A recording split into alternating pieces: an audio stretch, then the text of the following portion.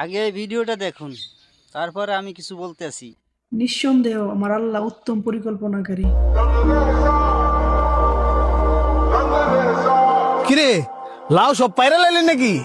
আরে আর কইস না, রাত্রেবেলা অনেক ঝড় হইছে না, এই লাউয়ের ভারে টাল একবার ভাঙ্গা পড়ছে।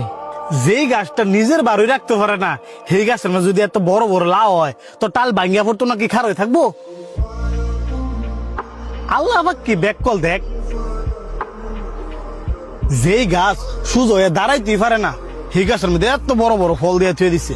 যেমন তরমুজ, বাঙ্গি, এই যে লাউ, মিষ্টি কুমড়া, আরো এমন অনেক অনেক ফল আছে। নাউজুবিল্লাহ, তুই সব কি কইতাছস? আমি যা কইতাছি ঠিকই কইতাছি। যেমন বট গাছ দেখ, এই বিশাল বড়, আর ফল দিছে এই দুরানি। কেরে, আল্লাহ পাক চাইলে কি এই লাউডা বট গাছ শুধুই তা লইলে না? পরে জাম গাছ দেখ, গাছ কত বড়, ফল হইলে যে এই দুর্নি। কেরে, আল্লাহ পাক চাইলে তো তরমুজটা এই জাম গাছ শুধুই তা লইলে। পরে গাব গাছ দেখ, যেমন বড় এমন শক্তিশালী, আর ফল দিছে এই দূর দূর। কেরে, আল্লাহ পাক চাইলে কি এই মিষ্টি কুমড়াটা এই গাব গাছ ধরাইতে ভালো হইলে না? এরপরও কি কইবি আল্লাহ পাক বেক করলে আমি করছে না? আস্তাগফিরুল্লাহ, আস্তাগফিরুল্লাহ। আল্লাহ পাক তোর হেদায়েত দান করুক। আই তুই আমার লগে, তোর বুলটা ভাঙাইতেছি।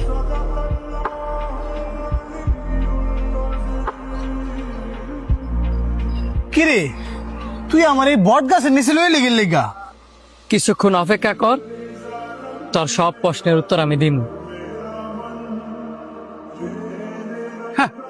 কত বড় গাছ আর কি ছোট ছোট। ও বাবা গু, কিরে কিছে?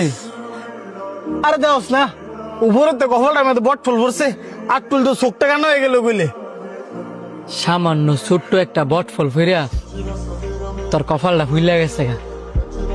একটা বার চিন্তা করে দেখতো, এই উপরেতে একটা লাউ, একটা তরমুজ বা একটা মিষ্টি কুমড়া যদি তোর মাথার উপরে পড়তো, তোর কি অবস্থাটা হইতো?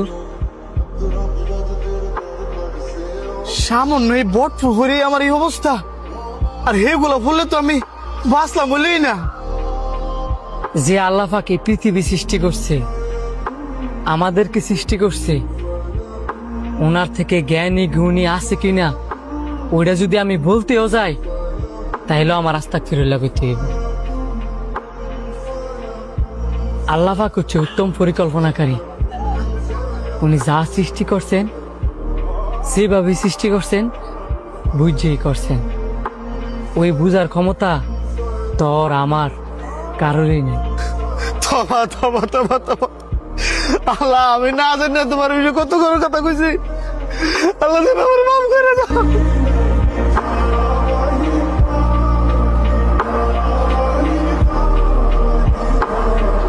তো নরসিংদীর জে কে শান্ত ভাইয়ের ভিডিও কার কার কাছে ভালো লাগে অবশ্যই কমেন্ট করবেন, আর ভিডিওটা পর্যাপ্ত পরিমাণ শেয়ার করে দিবেন যেন মানুষ শিক্ষণীয় ভিডিও বানায়।